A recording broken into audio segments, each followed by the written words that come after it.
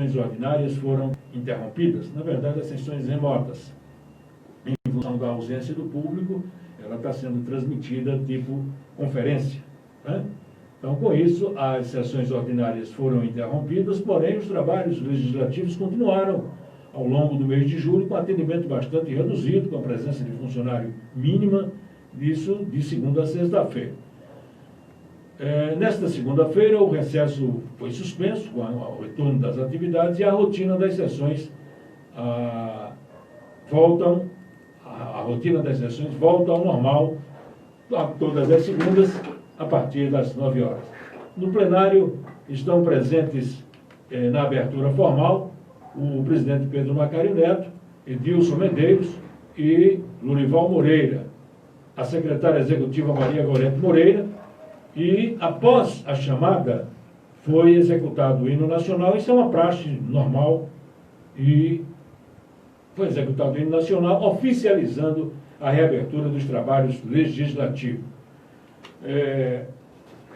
Essa situação, o cenário, o plenário que a gente está vendo, com o retorno das atividades da Câmara de Vereadores de Paulo Afonso. Então, os vereadores retomam o trabalho na Câmara nesta segunda-feira.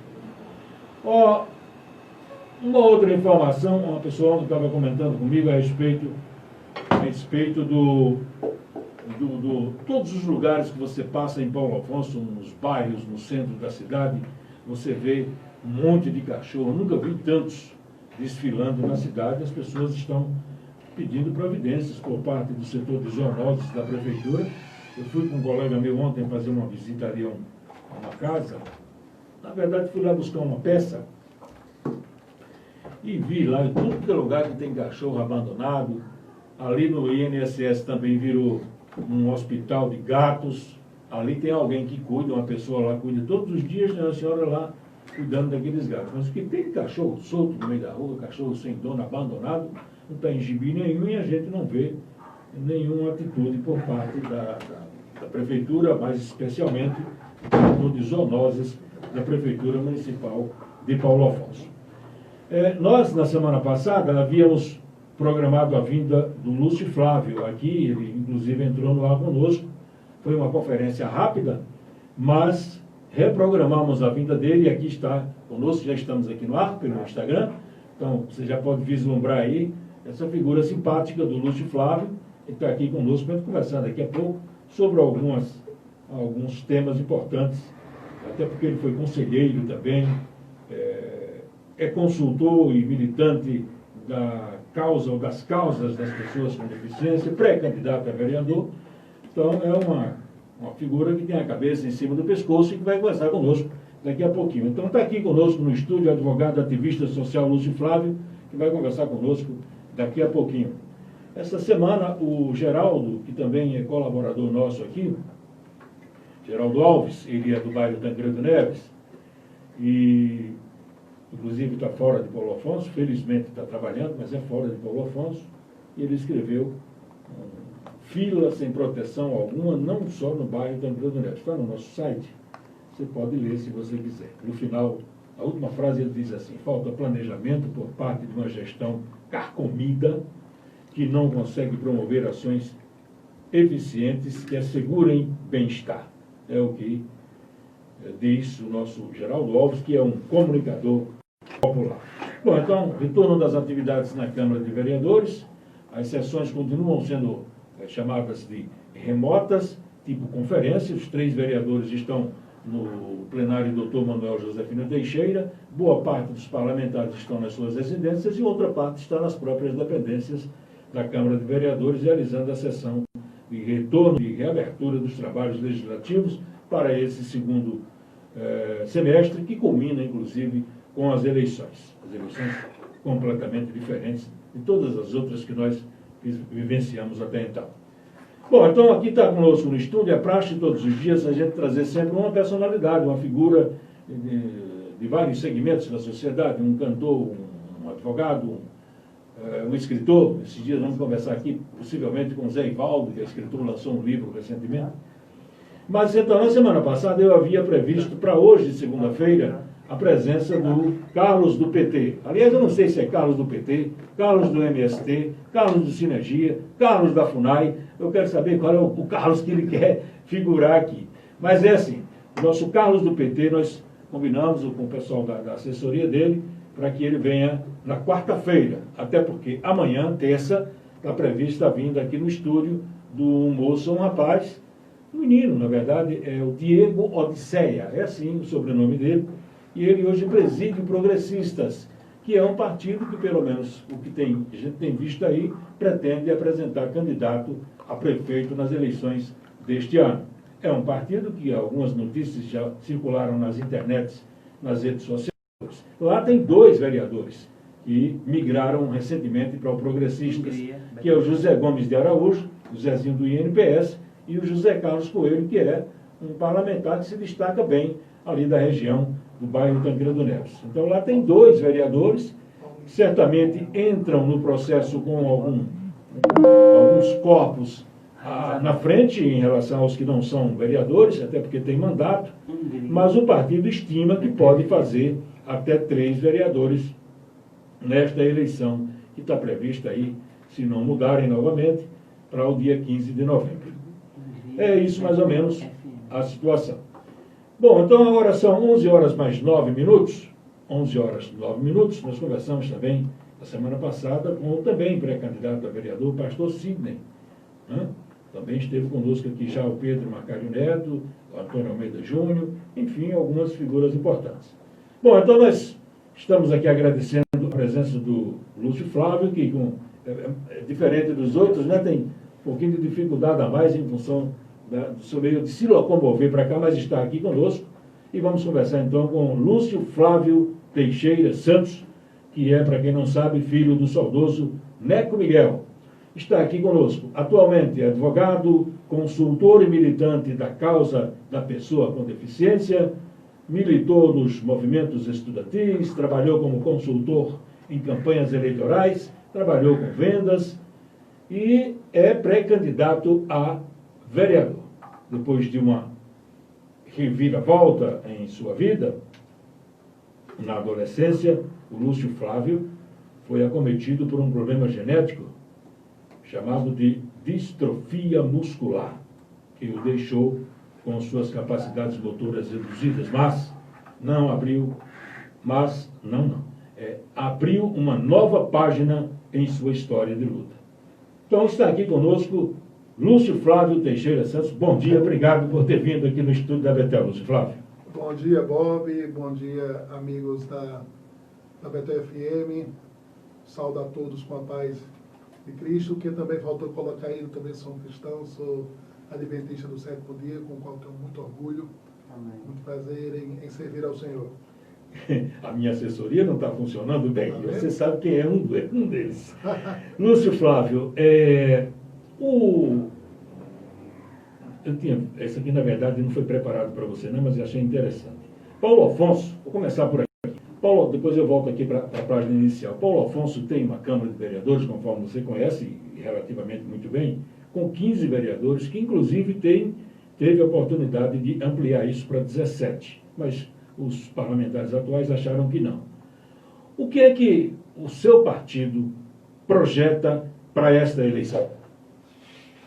Bom, Bob, eu não tenho muito a falar pelo partido, nós temos a preparação para que a gente consiga colocar o máximo possível de vereadores. Esse é o papel de todos os partidos, né? Se pudesse ter os 15 do partido, seria ótimo, mas isso não é possível. Então a gente trabalha ainda, apesar de não termos mais coligação nessas eleições, que a gente poderia ter um chapão, como tivemos na eleição passada, de 28, 30 candidatos. Né? Dessa feita, por conta de ser por partido, então ficou a média de 19 a 21 candidatos por partido. É a projeção de 15 partidos ou 16 partidos nessa eleição. Então a gente pode passar de 300 candidatos a vereadores neste ano. Para 15 vagas, eu acho suficiente. Alguns querem 17, eu acho que 15 vereadores, acho que atende a necessidade de Paulo Afonso. E se isso fosse possível, nós reduzimos mais as despesas com o legislativo e ampliasse esse recurso em outro canto, seria muito mais útil. Eu acho que os vereadores têm um papel fundamental na discussão política municipal, mas ainda eu considero a Câmara aquém daquele que se espera, do resultado que se espera da Câmara de Vereadores. Você tira até por algumas situações.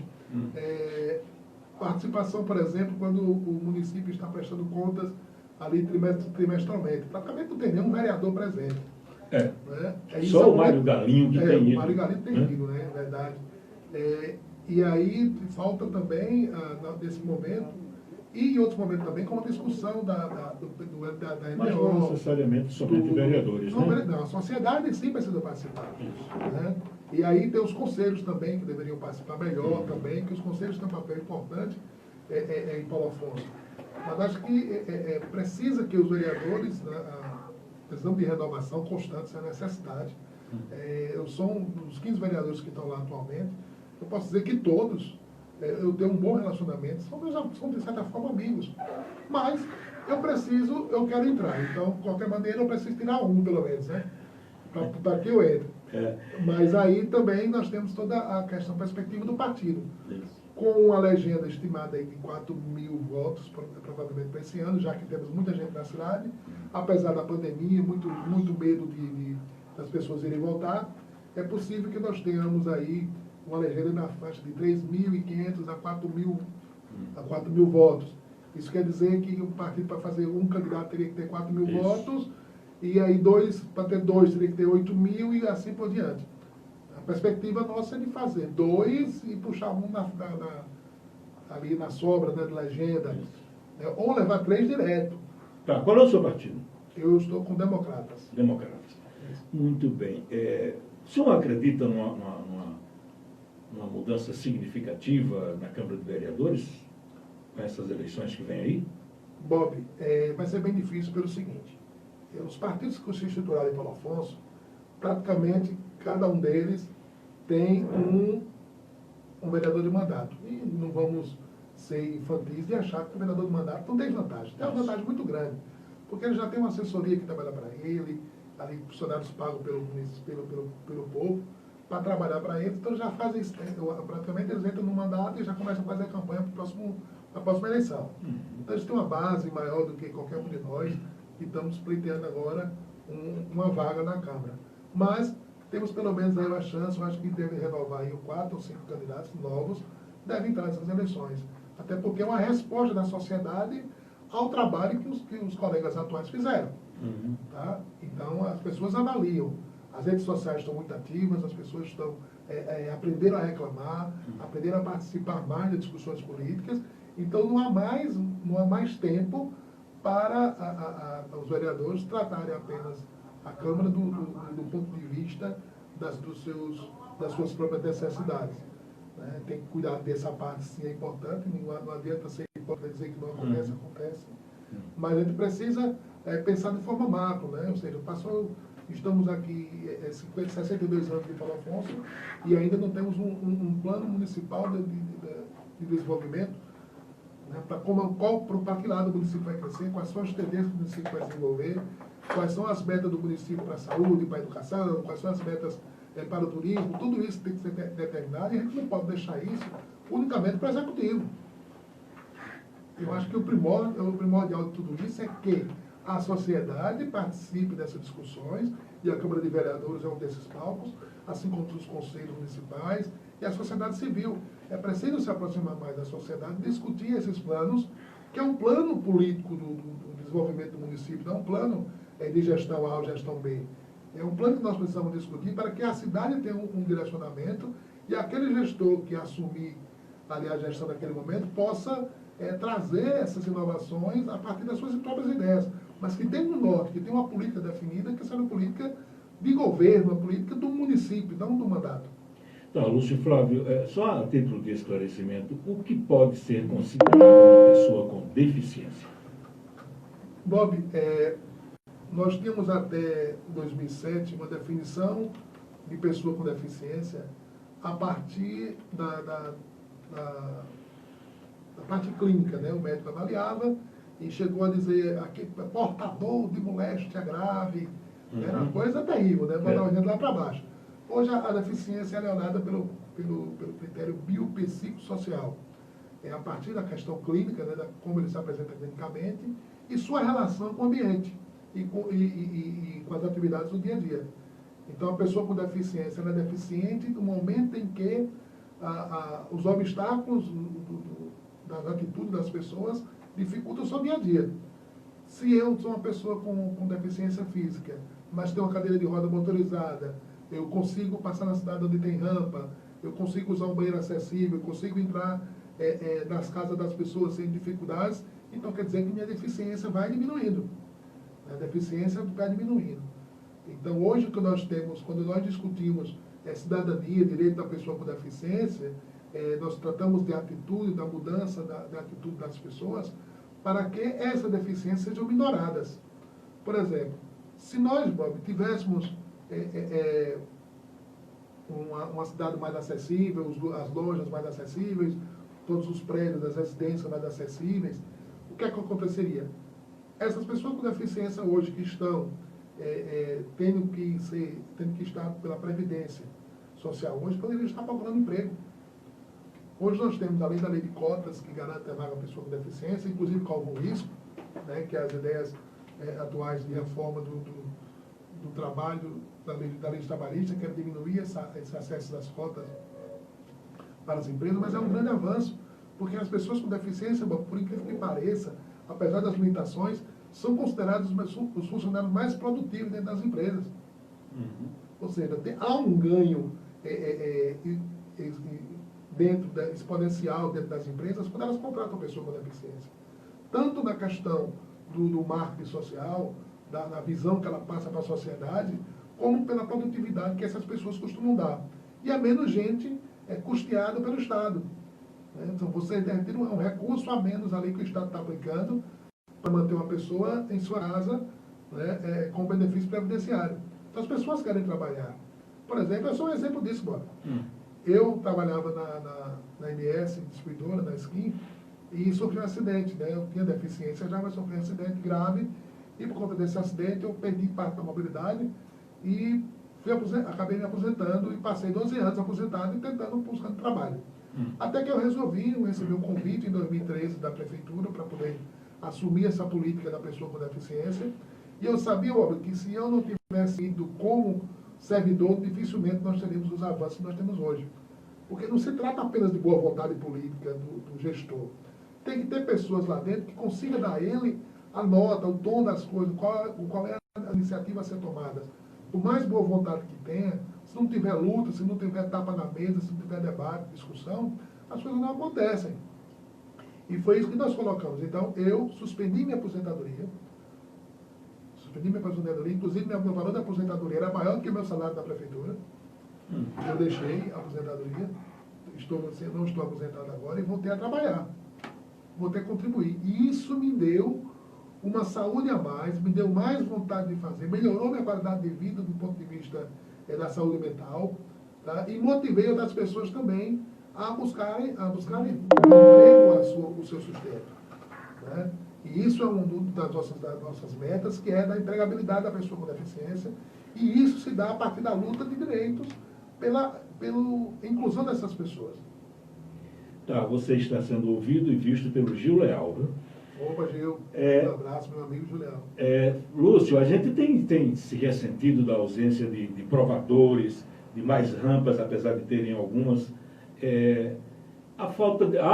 Notadamente a falta de espaços acessíveis. Instrumentos de mobilidade e acessibilidade, como simples rampas, ainda é uma luta. E sabemos que você tem um trabalho junto aos conselhos e setores públicos que, inclusive, ajudaram a minimizar essas barreiras. Fale um pouco dessa batalha.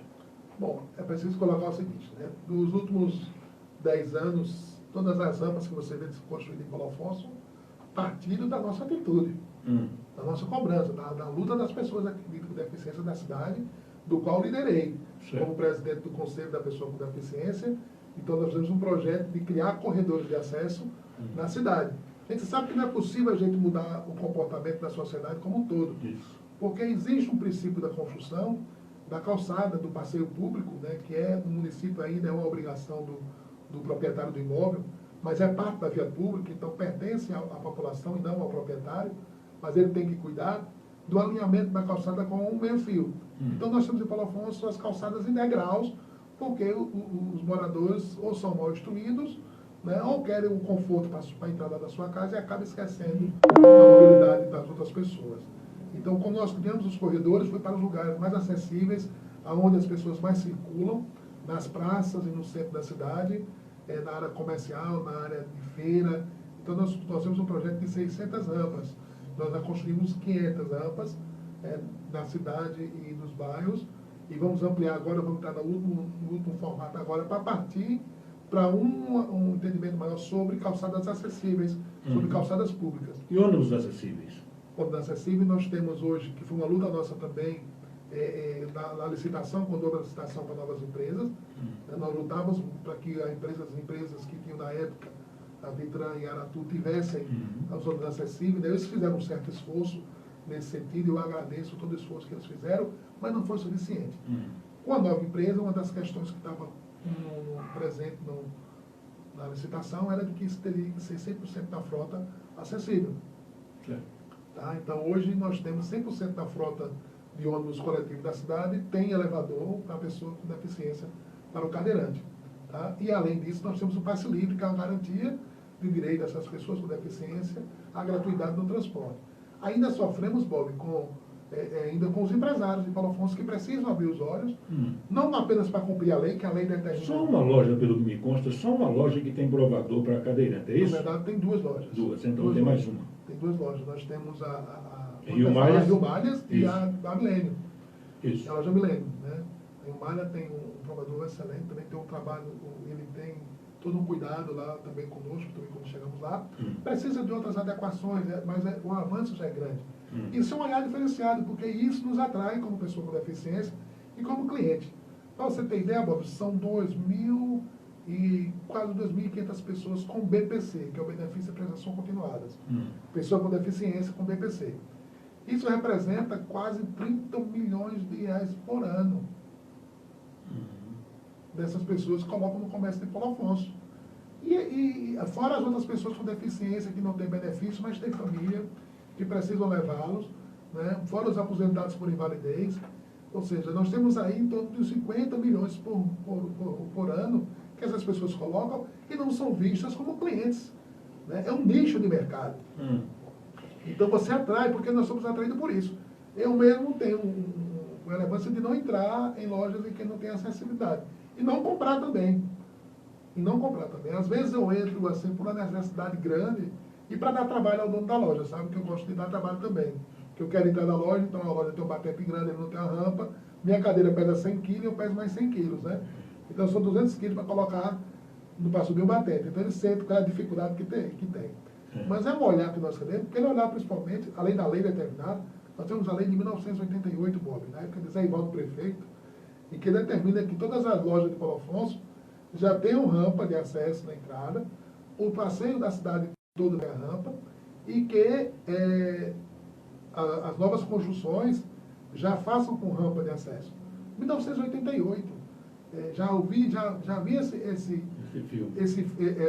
necessidade, essa busca, e até agora as pessoas ainda não olham, não constroem, então tem um problema de fiscalização do município, que é insuficiente, tem uma questão também dos engenheiros, dos arquitetos que fazem vistas grossas, tem também a questão dos empresários que dificultam, eles acham que a pessoa com deficiência vai pedir esmola, tudo isso. Não, gente. Hoje dificilmente você tem uma pessoa com deficiência que não tem um benefício aqui em Paulo Afonso. E somos o quê? Pelo IBGE, Bob, são 38 mil pessoas com deficiência, que se declararam com algum tipo de deficiência. O IBGE é 2010. Paulo Afonso. Em Paulo Afonso. No Brasil são 45 milhões. E nós filtramos isso aqui em Paulo Afonso para as pessoas consideradas com deficiência mais severa, né? Mais severa. Então chegamos a 8.400 e poucas pessoas. E filtrando isso, chegamos em torno de 5 mil que dependem totalmente de equipamento assistivo. Então nós temos aí uma população grande da cidade, que representa quase 5% da população, que realmente tem uma deficiência severa, que precisa da mobilidade, que depende da mobilidade, e que tem dinheiro. E que tem dinheiro para usar. Então, elas querem ir para barzinho, elas querem ir para restaurante, elas querem ir para o clínico, elas querem ir para o dentista. Então, quando você encontra ferramentas assistivas nesses lugares, nos atrai. Nos atrai, é um fato. Então, você falou aí, acho que me passei, quantas pessoas com deficiências que possuem renda própria aqui em Paulo Afonso existem em Paulo Afonso? Tem mais ou menos uma ideia? Como eu coloquei, são 2.470 pessoas com BPC, Benefício de Prevenção Continuada, né, que é o LOAS, o pessoal chama, né, que é o benefício, que recebe um salário mínimo por mês, e temos em torno de 2.000 pessoas com aposentadoria por invalidez aqui no município. Esse é um dado que eu tenho, no caso da Previdência, de 2016. Né? Se for atualizar isso, vai dar mais. Ou seja, é um volume grande de pessoas, fora os familiares das pessoas que não têm benefício, né? Que é do direito alcançado pela renda familiar. Então, nós temos muita pessoa com deficiência que a renda familiar é alta e não tem esse benefício. Então, tem toda a família. E você atrai a família toda para esse nicho de mercado, né? Não é somente a pessoa com deficiência. Tá. Eu, por exemplo, Bob, eu estou vestindo a calça aqui, que eu comprei pela internet, né, a fábrica de Sorocaba, e que a calça é adaptada para cadeirante. Mas aqui eu não tenho. Não tem. Não tenho. Eu tenho que comprar pela internet. Hoje a internet é um grande concorrente. E aqui ainda tem um problema de equipamento assistivo, cadeira de roda, num preço muito alto. Então, às vezes, é muito mais barato eu comprar uma cadeira de roda pela internet, com o custo do frete e tudo sai mais barato que comprar aqui. E o que é que o comércio e serviços tem feito para atrair e oferecer condições para atender esse mercado especial? Bom, pessoa com deficiência come, ela usa medicamentos, ela faz tratamento dentário, ela vai para médico, ela veste roupas, ela quer lazer, ela quer andar de tuk-tuk, ela quer andar de moto, ela quer fazer todas as paradas de lazer, quer ir para o clube, ela quer participar de tudo, porque é um direito dela, não é um favor. Né? Então, quando alguma empresa abre um olhar para fazer um atendimento a essas pessoas, ele acaba ganhando. Porque você acaba atraindo não só a pessoa com deficiência, mas também quem acompanha. Dificilmente você vê uma pessoa com deficiência andando só. Ela sempre está acompanhada. Por exemplo, eu estive lá em São Paulo, em 2017, em dezembro de 2017, no Hotel Fazenda Parque dos Sonhos. É um hotel, fazenda, 100% acessível. Ele é todo construído, pensado nas pessoas com deficiência. Para fazer esportes de aventura. Então, eu desci de rapel, um rapel de 1.700 metros. Eu cadeirante, desci no rapel de 1.700 metros. Na montanha.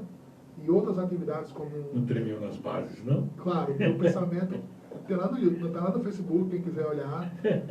facebook.com/lucioflavio.santos ou no Instagram, lucioflavio_PA. Então você pode olhar lá, tem um vídeo lá meu descendo lá nessa tirolesa. E tem bungee jump, tudo isso voltado à pessoa com deficiência. E todos os quartos dos hotéis são acessíveis, com banheiros acessíveis, tem cadeiras de roda. E o dono da empresa descobriu um nicho de mercado. Ele disse que foi para a Alemanha, viu um hotel dessa forma e quis colocar no Brasil. E ele colocou, ele disse que 80% da ocupação do hotel é de pessoas com deficiência e suas famílias. Porque nunca viajam só. Certo. Então sempre viajam com 2 ou 3 pessoas e isso é um grande nicho, é uma grande oportunidade. Quando eu vou para a loja comprar, por exemplo, uma camisa, eu tenho que ir com minha filha, com minha esposa, acaba comprando outro para eles também, porque não fica legal você comprar só para você, né? Quem está também nos vendo aqui, ouvindo, a Terezinha Brasil, o William Espetinhos, já tem Espetinho aí, e Felipe Moraes está acompanhando a gente. Felipe é meu filho, né? Lá meu filho. Muito bem, ótimo. Então, Lúcio Flávio, em sua experiência e luta, o que pode ser feito para a inclusão e melhoria da qualidade de vida das pessoas com deficiência? Bob, nós temos um segmento, né, que, como eu disse a você, que usufrui de todas as oportunidades sociais e precisa disso. Então, o principal dela, o primeiro ponto é o da mobilidade, da acessibilidade, das pessoas terem acesso. E quando eu falo de acesso, não é somente em rampa, não. Rampa é para um grupo de pessoas com deficiência, que é a deficiência física, o idoso, tá? E a obrigação de lei, isso é lei, tá? Então, quando eu estou dizendo aqui para o comerciante, não é pedir favor, não, tem que cumprir a lei. O correto era o município autuar, notificar para ele fazer no prazo, um prazo exequível ali a rampa, e se ele não fizer, é para interditar. Esse é o correto. Então, eu tenho tentado conversar com os comerciantes ao longo desses anos, tentar conscientizar para que eles façam isso olhando para o mercado, para mim não precisar entrar com ação no Ministério Público para que a Justiça determine que todo mundo faça de forma obrigatória e eles fiquem ressentidos com as pessoas com deficiência. Porque as pessoas estão muito preocupadas com estética hoje em dia. Entre a estética e a acessibilidade, eu fico com a acessibilidade. Pode ser feio, mas ser acessível. Então, a gente precisa disso aqui, mas também temos o intérprete de Libras para a pessoa surda, nós temos o Braille para a pessoa cega, as informações em Braille para a pessoa cega, a forma como tratar essas pessoas. E nós avançamos muito nesse sentido, Bob. Posso falar, por exemplo, na educação, eu falei na última quarta-feira, na educação nós saímos em 2010, nós tínhamos 47 crianças com deficiência na rede municipal. Matriculamos, a matrícula desse ano foram de 560 pessoas. Isso aconteceu porque as pessoas procuraram mais as escolas? Não. Isso aconteceu porque as escolas se prepararam para isso. As pessoas com deficiência sempre existiram. Então, mas a cada ano nasce pessoa com deficiência, é um dado estatístico. Então, não vão nascendo pessoas com deficiência. Então, as escolas foram se preparando. Como preparamos as escolas? Rampas de acesso, banheiros acessíveis, preparação de professores, sala de recursos multifuncionais, e também os cuidadores, que foram o último avanço que nós tivemos para ajudar na parte fisiológica das crianças. Ainda precisamos ampliar mais a questão dos professores de Libra, que é um profissional difícil de encontrar. Tá? Ainda temos uma dificuldade nesse sentido. Inclusive, eu fui cobrado para a entrevista de hoje que tivesse um intérprete de Libra. Vou ficar devendo para o pessoal surdo o intérprete de Libra na próxima entrevista. Né? Que é uma dificuldade que nós temos em Paulo Afonso de ter esse profissional disponível com uma quantidade que atenda a demanda. Então, são essas ferramentas. Nós alcançamos isso, podemos avançar mais. Assim como na saúde. Quando nós precisamos avançar na saúde, bom, isso é muito importante. Cidades como Delmiro já conquistaram, que é o centro de reabilitação funcional. Você tem uma área concentrada da fisioterapia, da recuperação funcional, da terapia ocupacional, em que você melhora a qualidade de vida dessas pessoas, não apenas recuperando a questão física dela, mas dando a ela novas habilidades, novos cuidados. Hoje nós temos um problema também, Paulo Afonso, que é pessoas com deficiências que ficaram órfãs de pais, e estão sendo cuidadas até por vizinhos, ou sendo violadas em seus direitos por parentes que tomam conta dos seus cartões de benefício, tá? Então deixando passar necessidade. Então nós precisamos pensar para logo uma casa de acolhimento para essas pessoas. Né? Porque a casa do São Vicente é apenas para idosos. Idosos a partir de 60 anos. Então tem pessoas com 35 anos, 45 anos, que estão órfãs, que estão sendo cuidados por vizinhos e por familiares que têm abusado, inclusive, da situação financeira dessas pessoas. Tá, em 2016, o senhor foi candidato a vereador aqui em Paulo Afonso. Não foi eleito naquele pleito. Entretanto, obteve uma expressiva votação, inclusive superando alguns medalhões ou figuras já vivenciadas em outras eleições. Inclusive, o senhor teve mais votos do que o atual vereador e pré-candidato a prefeito, Mário César Barreto de Azevedo, Mário Galinho. O senhor teve 563 votos, está certo? Ou foi mais? Foi isso mesmo. 563. Mário Galinho, na época, teve 525. Outros, que eu chamo de medalhão, entre aspas, o Daniel Luiz, foi vereador, Ismaías Reis, 5 vezes candidato, dentre outros. Mas, apesar de não ter sido eleito por motivo de legenda, a luta vai continuar. Quais os planos que o senhor teria para Paulo Afonso uma vez eleito? Bob, eu coloquei para mim 10 eixos de trabalho dentro da área de desenvolvimento. Educação, nós precisamos definir a questão da educação, então, educação de forma integral não apenas no tempo, porque o mundo todo trata a educação com 7 horas diárias. No Brasil, nós chamamos de educação em tempo integral, em 2 turnos. Não, a educação deveria ser, por natureza, isso, como é no mundo todo. Né? Então, precisamos trabalhar em melhorar a qualidade da educação, trabalhar com evidências, baseado naquilo que está funcionando no Brasil e em outros lugares. Temos uma referência aqui em Pernambuco mesmo, que eu também, Bob, além de presidente, de presidir o Conselho da Pessoa com Deficiência, eu presido também o Fórum Municipal de Educação, tá? E sou membro também do Plano Municipal de Educação. Então, a gente está ligado nesses últimos anos, desse movimento de educação, tentando trazer para o Afonso essas inovações educacionais, e o município está receptivo a isso, a secretária Elza está receptiva a isso, o professor Silva, quando esteve, estava receptivo a isso também, a professora Selma também. Ou seja, é um plano que nós vemos discutindo isso, mas precisamos de muito investimento. Hoje, em Paulo Afonso, nós temos 74 povoados, são em torno de 70 e poucas escolas, se não me engano, e nós precisamos do dobro dessa escola para poder fazer no tempo integral. Dobro de escola, dobro de profissionais também, então precisamos de muito investimento para colocar isso.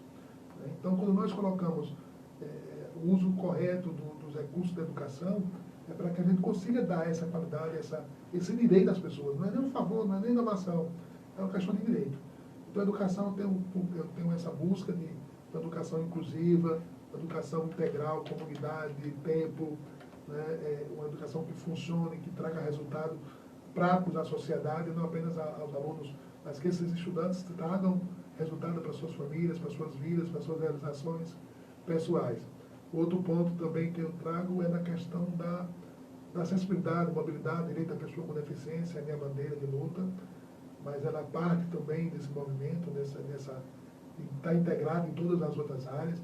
A questão do desenvolvimento de emprego, inclusive eu apresentei ao prefeito no mês antes da pandemia, chama-se o projeto Emprega Mais, Paulo Afonso. Só que devido à pandemia nem continuou a discussão. Então, eu levei esse projeto, todo mundo achou interessante, mas não deu para implantar por conta da pandemia, porque há uma necessidade de aglomeração, de você ter contato com as pessoas, capacitação de pessoas. Mas esse é um projeto que eu quero levar para o meu mandato também, como vereador. Né? Seria nessa área da empregabilidade, da geração de emprego e renda.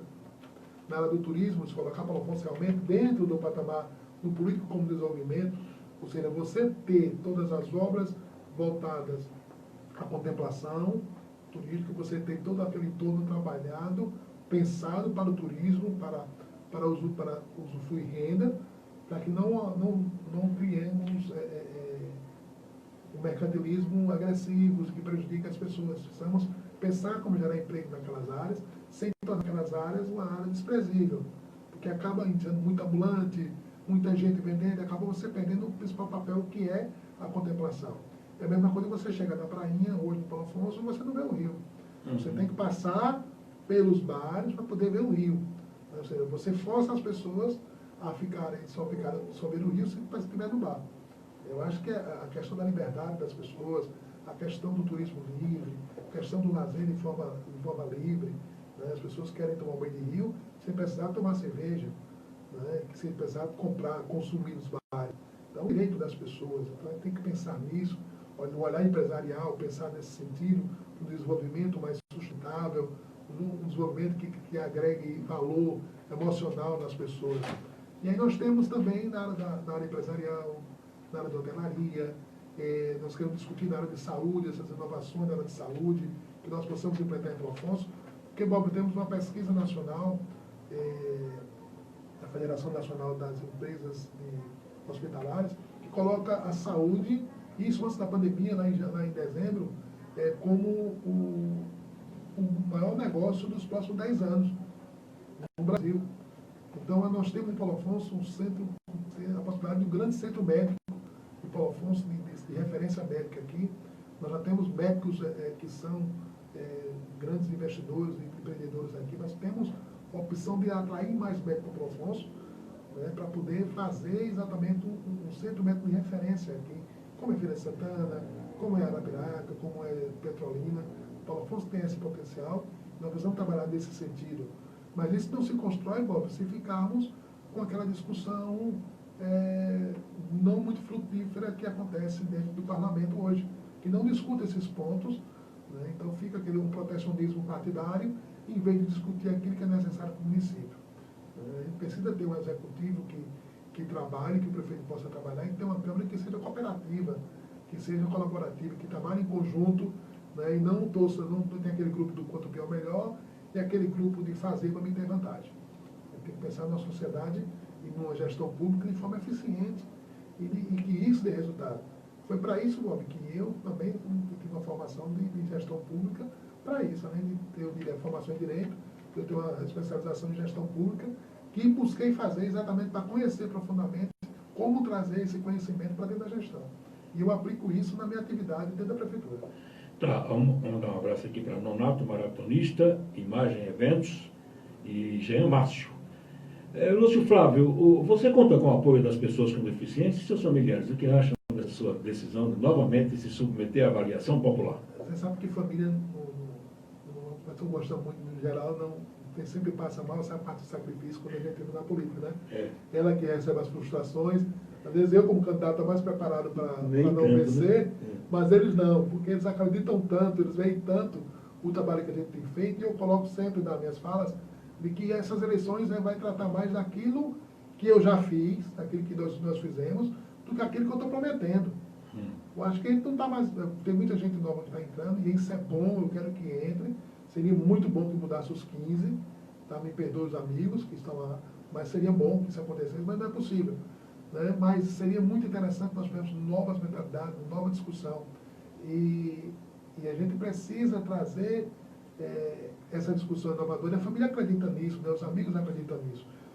Eu tenho uma perspectiva de tentar um maior número de pessoas com deficiência que eu não consegui alcançar na eleição anterior por conta de mobilidade mesmo, um investimento na campanha, né, que ele precisa desse investimento, porque apesar de nós termos aqui 8 mil pessoas com deficiência, de alguma forma, que necessita de ajuda, uma deficiência mais aparente, nós temos essas pessoas, são pessoas comuns, como as outras, que tem um primo que é candidato também, que tem um amigo vizinho que é candidato, que tem Zezinho da perna torta, que ajudou ele na outra eleição, tem aquele pessoal que tem aquela dívida eterna, né?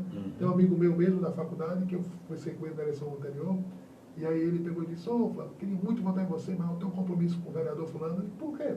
Não, porque pai, quando estava no hospital, papai tem 20 anos que tu vai morrer, tu ainda está nessa dívida ainda. Isso é um papo com demônios. Dívida eterna. Não foi, né? Eu digo, e ainda mais usou o SUS para favorecer o pai dele. Aí eu digo: rapaz, lá não vale a pena esse tipo de dívida, não. Eu não quero ninguém agregado a mim com essa dívida eterna, não. Eu já ajudei muita gente, né?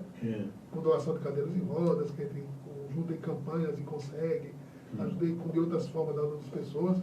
Mas eu não quero que ninguém atrelar isso à minha identidade política. Muito pelo contrário. Eu quero que as pessoas conquistem aquilo que é de direito.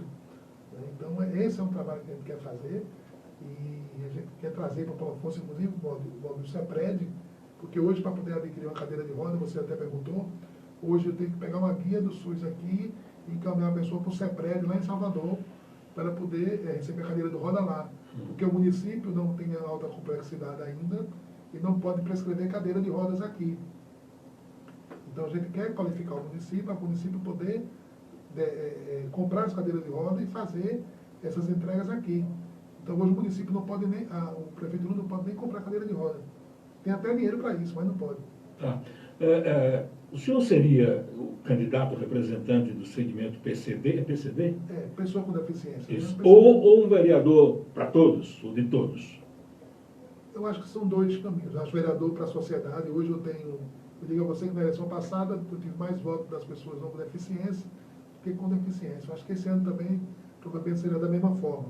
Eu espero chegar a atingir a legenda, né, estar entre ali os dois do partido, pelo menos, ali para poder garantir essa vaga. E quero a representação das pessoas com deficiência. Acho que elas precisam ver essa representatividade delas e entender que o que ela tem hoje de direito. Então, se você hoje tem rampa de acesso, você hoje tem passo livre no ônibus, tem ônibus acessível, tem seu filho na escola com deficiência matriculado, com cuidador, com tudo, isso não aconteceu por acaso, isso aconteceu de pessoas como eu e outras pessoas que lutaram para que isso acontecesse. Isso é uma questão até de justiça prática. Né? Então, se você tem BPC hoje, não foi porque o presidente Fernando Henrique quis colocar naquele tempo, não. aconteceu porque pessoas lutaram para que isso acontecesse. Né? E quando você tem esses avanços, né? Então foi conquista de luta, por luta das pessoas com deficiência. A gente busca isso, busca mostrar essa pessoa. Mas eu tenho um grande número de pessoas que me ajudam, que é da área empresarial, do Paulo Afonso, que é o pessoal que tem mais uma linha mais liberal, né, que olha para a visão econômica, entende o município. Eu me coloco dessa seguinte forma.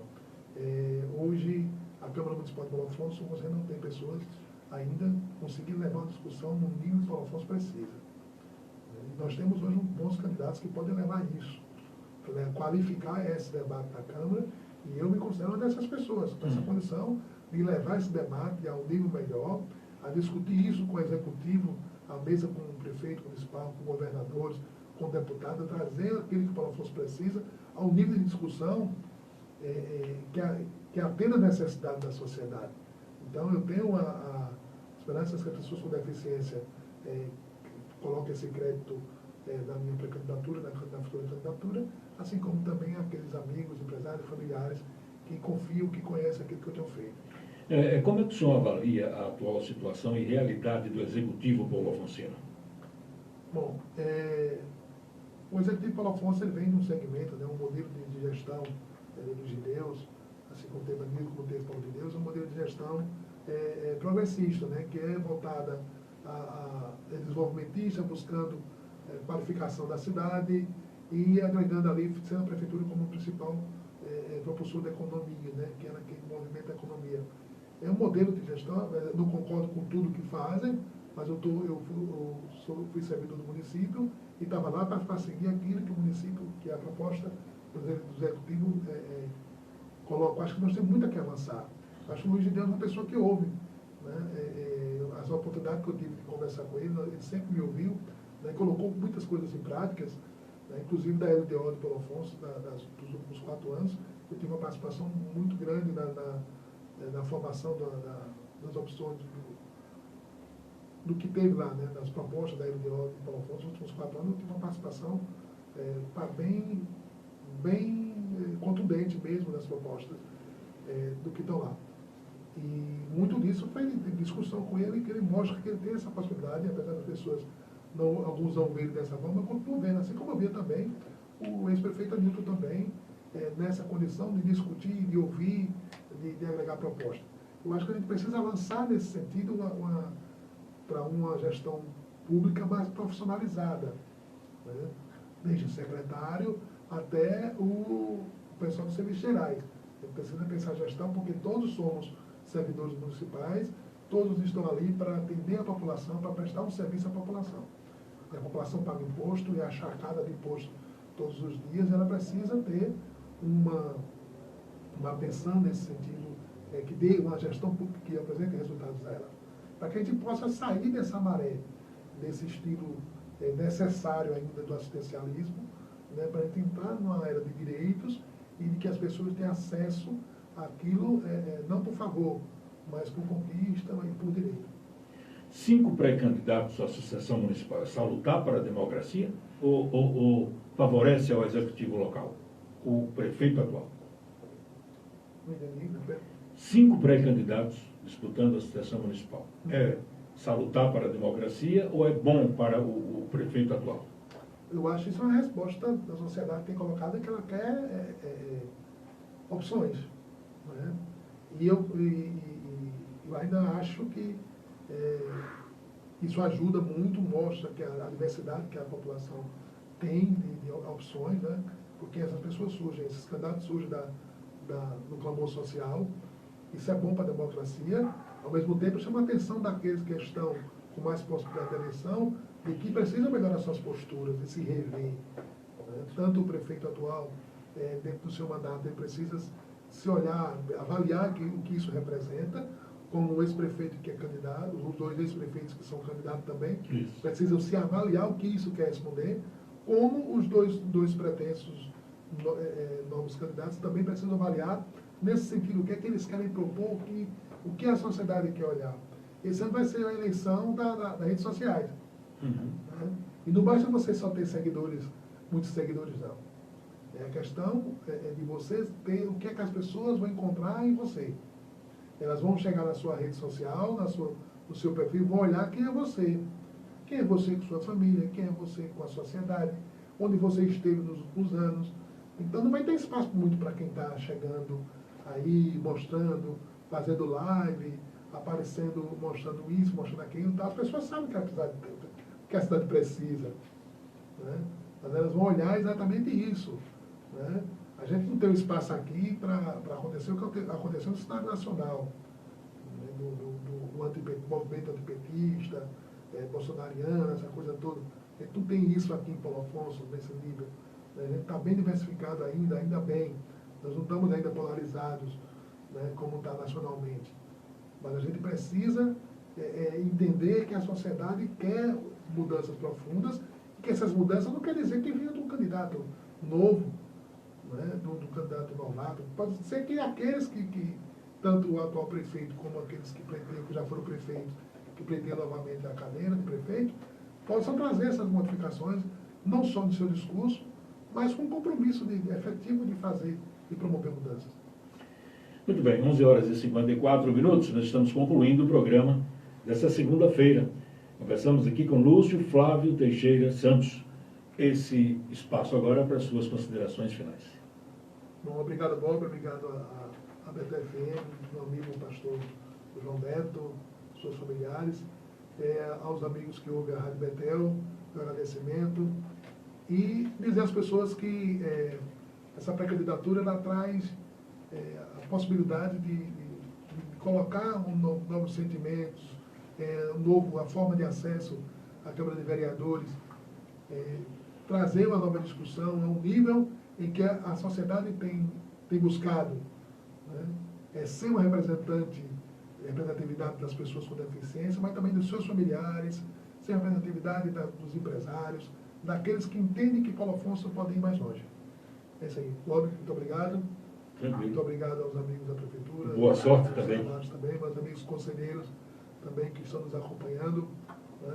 Esse não é um horário muito bom assim para a rede social, né? É um dos piores horários para a rede social. Esse horário de 11 horas da manhã. O melhor horário de rede social é 8 da manhã, final da tarde, até 19 horas, até 18 horas, até as 20 horas.